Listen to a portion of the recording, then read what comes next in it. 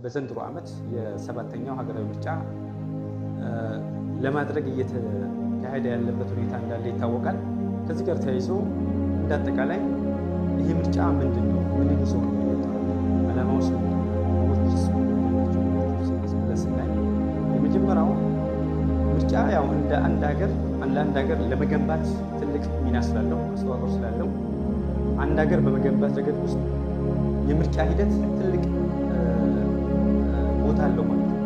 ስለዚህ በዘንድሮ ዓመት ውስጥ 2018 በምናካሄደው ምርጫ ዘመን ውስጥ ማለት ነው ሁለት ዓላማዎች ይዞ እየተንቀሳቀሰ ነው። የመጀመሪያው ዓላማ ትብብር ማለት ነው። በተፎካካሪ ፓርቲዎች መካከል ትብብር ካልተተባበርን ምርጫውን ስኬታማ ማድረግ ስለማንችል ማለት ነው። ስንተባበር አገርን ለመገንባት ዋናው ምርጫ እናካሄዳለን የምንለው አገርን ለመገንባት ስለሆነ የጋራ ሀሳብ ኖሮን ሀገሪቷን ወደ ተሻለ ቦታ ለማሻገር ትብብር ስለሚያስፈልገን አንዱ ትብብር ይዛል። ሁለተኛ መፎካከር፣ እንፎካከራለን፣ እንተባበራለን፣ እንፎካከራለን።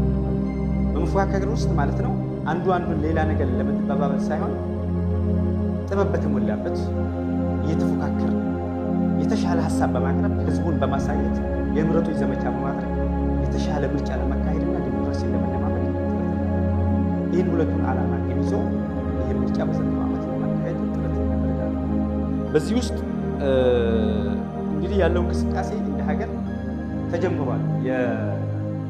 የመራጮች ካርድ መውሰድ ከተጀመረ ወር አልፎናል ማለት ነው። ተጨማሪ እንዲያውም ምርጫ ቦርድ 14 ቀን ጨምሮ እስከ ሚያዝያ 14 ድረስ ጊዜ አስጥንትን ብሏል፣ አራዝሟል ማለት ነው።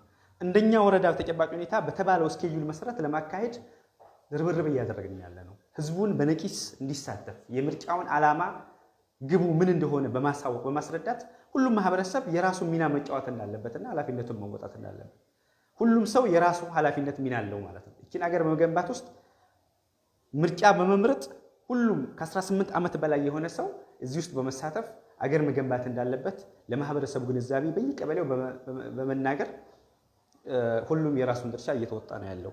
እንደ ወረዳ ስናይ በእቅድ ደረጃ ወደ 51,000 አካባቢ መራጭ ህዝብ ይቆርጥልናል ብለን ነው ያሰብነው።